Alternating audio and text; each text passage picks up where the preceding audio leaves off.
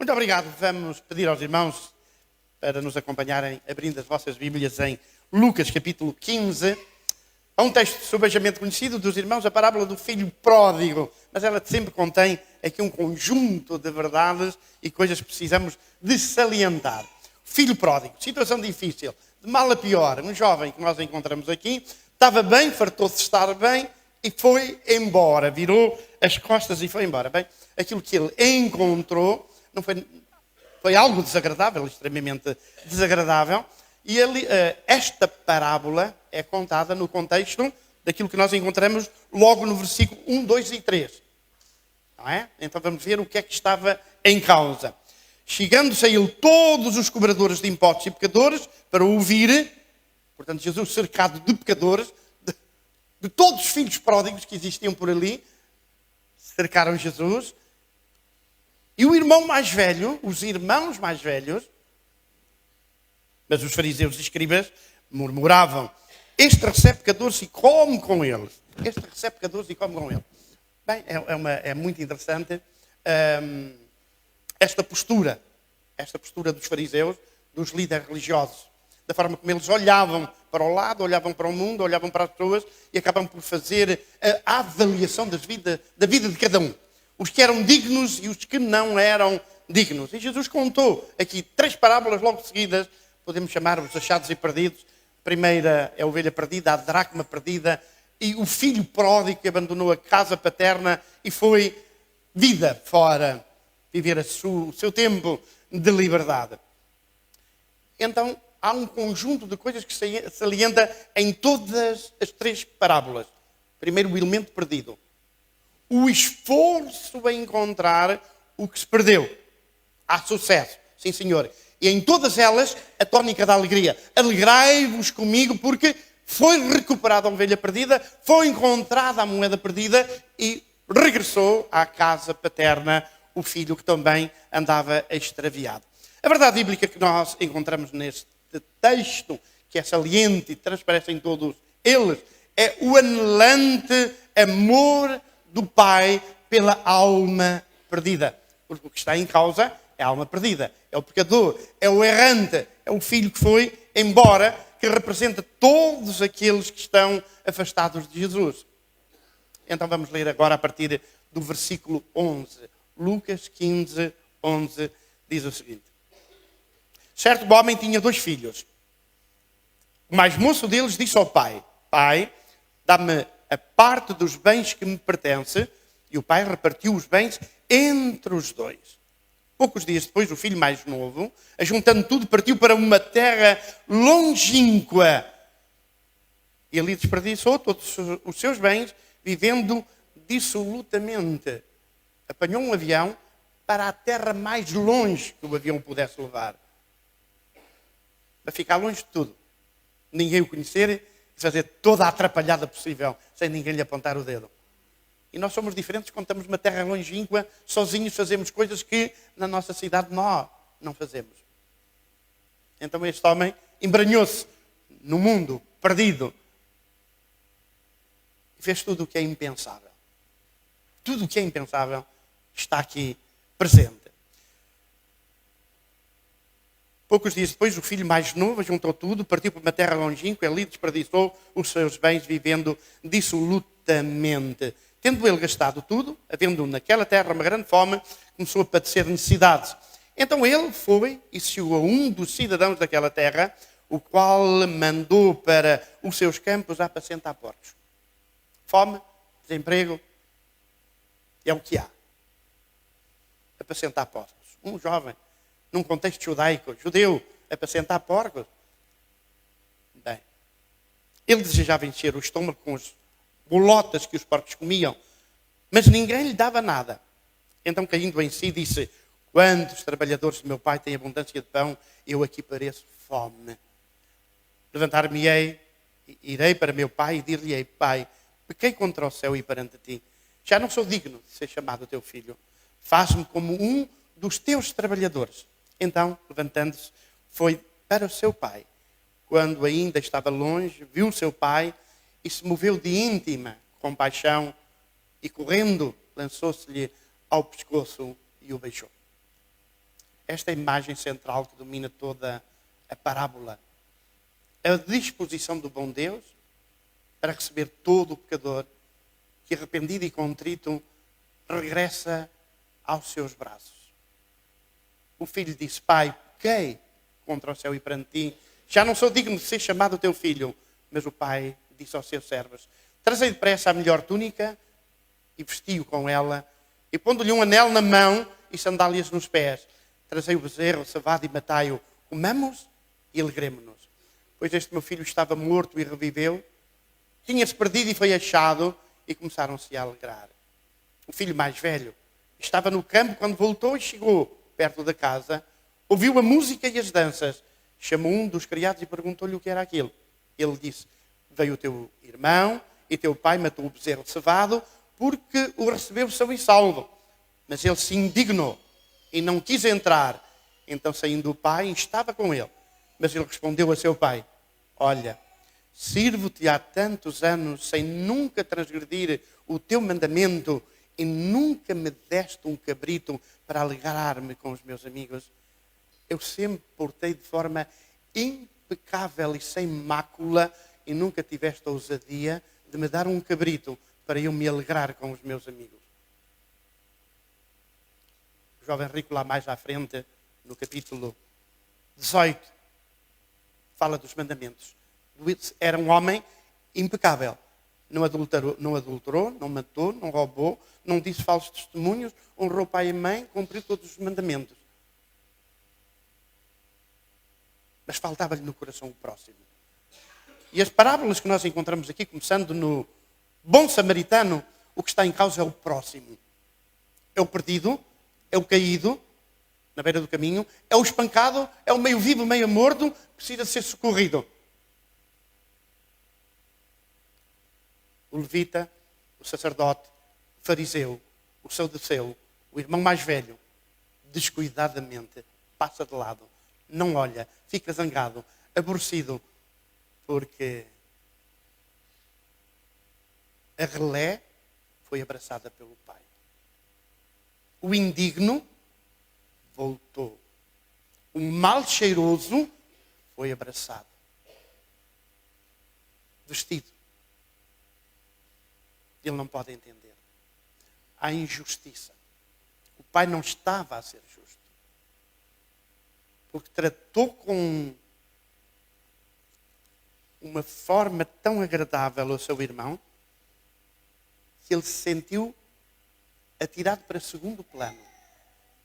Não entendendo nós que quem precisa do abraço, daquele abraço forte, é o mal cheiroso, é o que está lá fora, é o que está roto, é o que come as bolotas com os porcos, é aquele de quem todos fogem, mas que o pai ama e está pronto para receber de braços abertos. Mas ele indignou-se e não queria entrar. Então seu pai insistia com ele, mas ele respondeu a seu pai: olha, sirvo-te há tantos anos e nunca transgredi o teu mandamento e nunca me deste um cabrito para me alegrar com os meus amigos. Vindo, porém, este teu filho, não é meu irmão, este teu filho, que desperdiçou todos os bens com prostitutas, aqui para suavizar para os meretrizes, e tu mataste o bezerro cevado. Respondeu-lhe o pai: filho, tu estás comigo e todas as coisas são tuas. Não só o cabrito precisavas de matar com os teus amigos, mas tudo o que está nesta casa te pertence, porque ele já tem a parte dele. Era justo alegrarmos, diz o pai, e folgarmos, porque este teu irmão estava morto. A situação do filho do lado de lá, fora da casa paterna, fora da proteção de Deus, neste caso o pai é Deus que está em causa, o mundo está perdido. Vindo ao encontro do pai, à casa paterna, então encontrou salvação, encontrou vida, foi restaurado, reviveu, reencontrou vida, foi achado, o perdido. Então a alegria. Então, um pai e dois filhos. A nossa história ainda hoje, a história da humanidade é esta. Temos pai, nosso pai celestial, temos o filho mais velho. Quem é o filho mais velho? São os irmãos. Eu não estou a dizer que os irmãos têm um comportamento como este filho da parábola. Mas o filho da parábola, quem o representa, somos nós. Agora nós temos que ver qual a melhor atitude, a receptividade para com aqueles que entram aqui, então vindo do meio dos porcos. Vem do mundo. Como nós do mundo viemos tão bem. Nós não nascemos numa família cristã. Então, tal como este jovem, também comemos bolota. Tal como o jovem aqui, também cheirávamos mal. Precisávamos de um banho. Mas não tínhamos roupa para mudar, o que é que nos valia o banho? Roupa suja, num corpo lavado. É como um porco lavado que vai logo para a pocilga e vai sujar logo, logo, logo. Então, receptividade.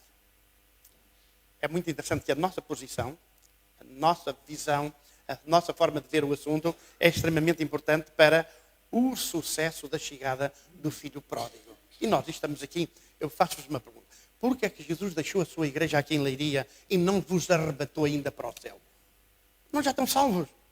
Já não pertencem a esta cidadania, no sentido da perpetuidade das coisas. Por que é que Deus não vos faz como fez com Enoque ou com Elias? Porque os irmãos precisam de receber os filhos pródigos da cidade de Leiria. Estão aqui para receber os filhos pródigos desta cidade. Estão aqui para os abraçar e para representar este maravilhoso Pai. Então a liberdade do mundo, como este jovem, sim senhor, foi para muito longe, levou dinheiro suficiente, gastou tudo da pior... Olha, quando alguém se afasta da igreja, eu acho que é uma situação pior do que a primeira. Ele faz mais loucuras. Então este jovem fez todas as loucuras. Não estava ali nenhum amigo para ouvir. Então vamos lá. Mas reparem o número de amigos, de pessoas em volta deste jovem endinheirado. Bill Gates, ali estava o Bill Gates. Não é? Aí o Bill Gates podia viver 10 vidas e 48 horas por dia sem dormir, não gastava o dinheiro todo. Portanto, não seria o Bill Gates. Seria uma pessoa normal, como nós, mas de certa forma com uma belíssima herança, mas com uma sede de viver a vida terrível. Meus irmãos, reparem, quem vive no mundo hoje vive uma sede terrível de viver a vida. Toda a gente quer viver a vida. Hoje está em moda o procurarmos a felicidade por todos os meios. Há que viver a vida. Porque chega a altura em que eu não consigo subir ao púlpito. Se o púlpito for este, a irmã tem que me ajudar a subi-lo. Mas eu não estou cá já nessa altura. Não é? Nós vamos perdendo o vigor. Então, enquanto temos tempo, vamos fazer as asneiras todas. Então, o que está em causa aqui, efetivamente, é um mundo perdido. E o mundo sem Cristo, o mundo que está lá do lado de fora, é um mundo perdido. A verdade é que o jovem fez uma má escolha. Fez uma má opção. O pai deu toda a possibilidade. Sim, senhor, esse é o teu desejo. Vai. Ninguém permanece em casa forçado. Ninguém permanece em casa forçado. Então, tu queres ir, vai lá. Ora, aconteceu com Adão e Eva também no Jardim do Éden. Nós estamos muito pesarosos com tudo o que aconteceu. Antes não tivesse acontecido, Deus deu-lhe a oportunidade. Aconteceu. E todos nós fomos arrastados, efetivamente, com essa má decisão que Adão e Eva fez. Vivemos num mundo onde a maioria toma más decisões e prefere viver com más decisões. E aqui está o jovem, então, no seu meio ambiente, no seu novo meio ambiente. Enfadado da vida boa. Enfadado da vida boa. Adão estava enfadado da vida boa. Conseguem conceber alguma vida melhor do que a vida de Adão e Eva? Enfadou-se. Adão, olha, vamos lá embora. Uma vida difícil, como temos nós, uma vida difícil. E o que nós encontramos, em última instância, aqui é bancarrota. Primeiro, material. Entrou em bancarrota. Espiritualmente, entrou em bancarrota. Socialmente, entrou em bancarrota. Ele estava numa terra estrangeira. Não tinha familiares, então ficou sem nada. Literalmente sem nada. Ali está o homem. Sem nada. E está vestido, ainda é com a roupa que ele levou de casa. Não estava nu. Então, chegam as dificuldades, ele encontra-se sozinho e não tem nenhuma outra alternativa senão aceitar aquilo que lhe é oferecido por um habitante daquela cidade. Olha, eu tenho aí um espaço. Olha, o Alentejo dá para exemplificar, porque há lá muito sobreiro, com bolota e varas de porcos espalhados por ali. E antigamente, estamos a falar há 50 anos atrás, havia muita gente dedicada exatamente a esta vida. Os porcos andavam debaixo de sobreiros, comiam bolota, voltou. Alguém, os irmãos querem participar do almoço do jovem? Quando ele comia bolota?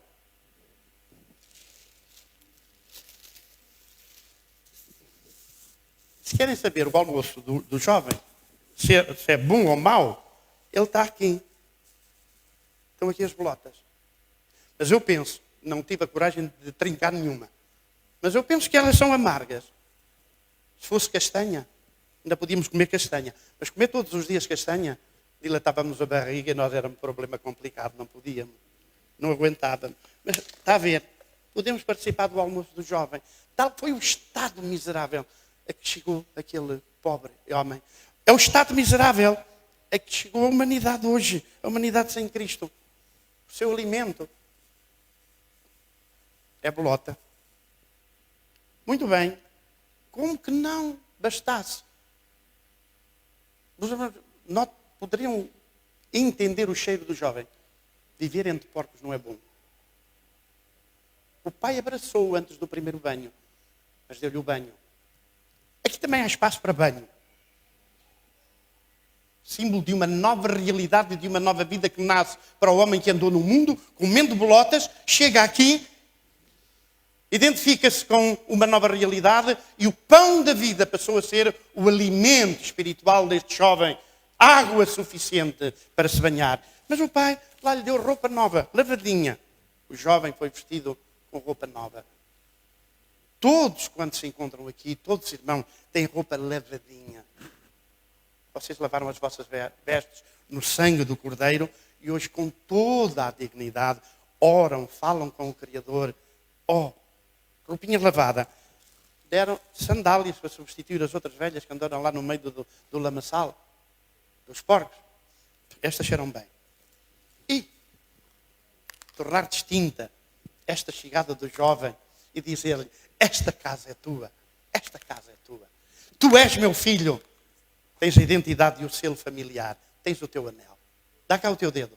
Colocou-se-lhe o anel que identificava o ADN deste jovem com este pai amoroso. Tudo isto aconteceu contigo e acontece com todos os pródigos que entrarem aqui e aceitarem o abraço salvador do Pai Celestial.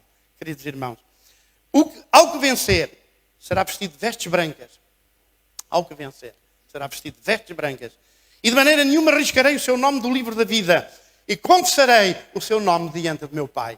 É exatamente a conclusão da carta de Sardes, em Apocalipse capítulo 3, versículo 6. Aquele que me confessar perante os homens, aquele que me aceitar perante os homens, eu o aceitarei e o confessarei perante meu Pai, diz Jesus. E aquele que me negar entre os homens, aquele que permanecer, viver, afastado e longe, eu negarei perante meu Pai que está no céu. Depois destas coisas olhei e vi uma multidão que ninguém podia contar, de todas as nações, de todas as tribos, de todos os povos, línguas que estão debaixo do trono, e perante o Cordeiro trajando vestes brancas com palmas nas suas mãos, foram bem-sucedidos. Os pródigos fazem parte do reino dos céus. Os pródigos estão introduzidos no reino celestial. Alegria, o banquete preparado. Nós somos convidados a nos alegrar com todos os que entram nesta casa. Nós somos convidados a abraçar todos quantos entram nesta casa. Nós somos convidados a ajudar todos quantos entram nesta casa. Era justo alegrarmos, disse o pai ao filho mais velho. Era justo alegrarmos e folgarmos, descansarmos, decretarmos 3 dias de feriado. 3 dias, folgar, festa, matar o boi. Enquanto houver boi para comer, ninguém vai trabalhar. Faz lembrar os funerais lá em África. Enquanto houver boi para comer, o funeral não acaba. Pode durar 7 dias. Então, era justo alegrarmos e folgarmos porque este teu irmão estava morto. Estava morto, estava desaparecido. Estava condenado ao fracasso eterno. Mas reviveu, tinha-se perdido e achou-se. Há todos os motivos para nos alegrarmos com todos estes quantos nós recebemos. E podíamos continuar a ler textos, mas ficou para trás, para o último.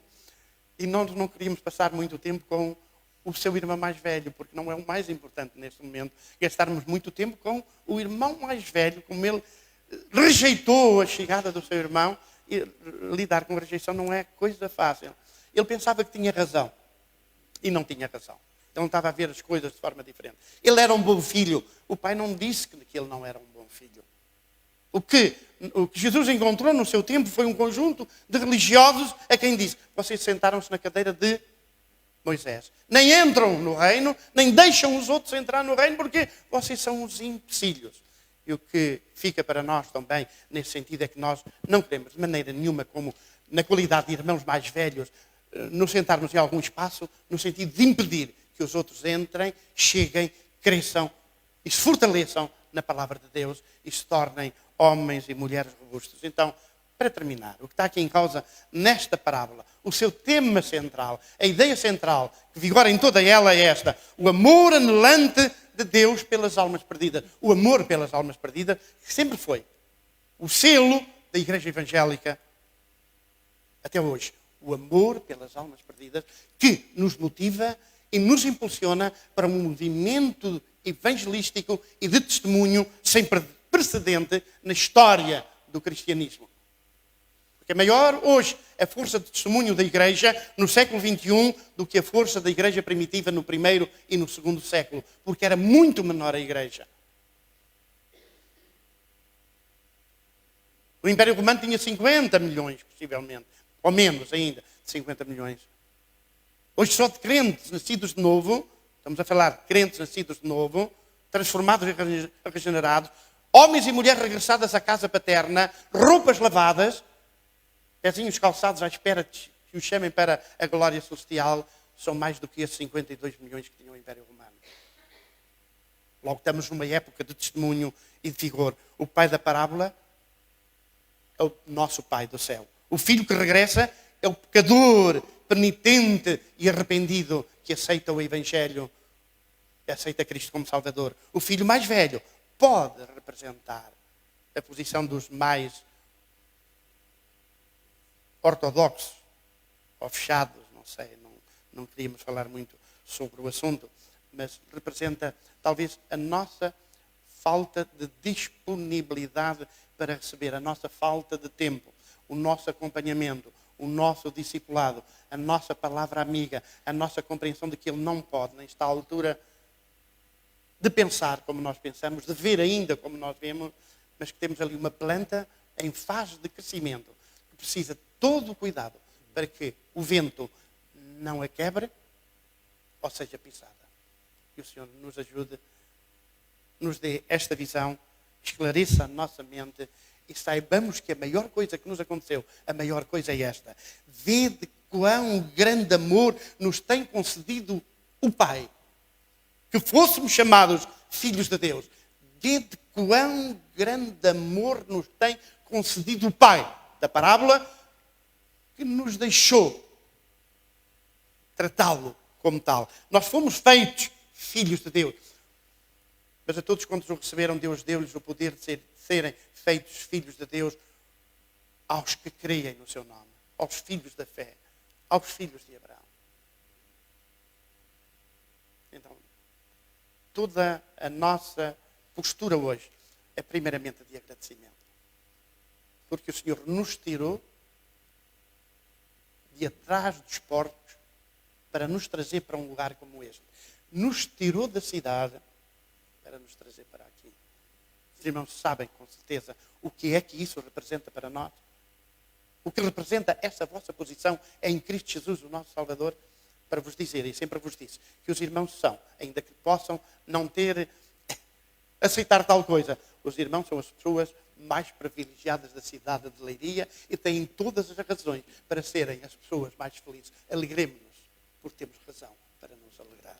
O reino de Deus é alegria, é boa disposição espiritual na alma e no interior de cada um de nós. Temos todas as razões e mais algumas.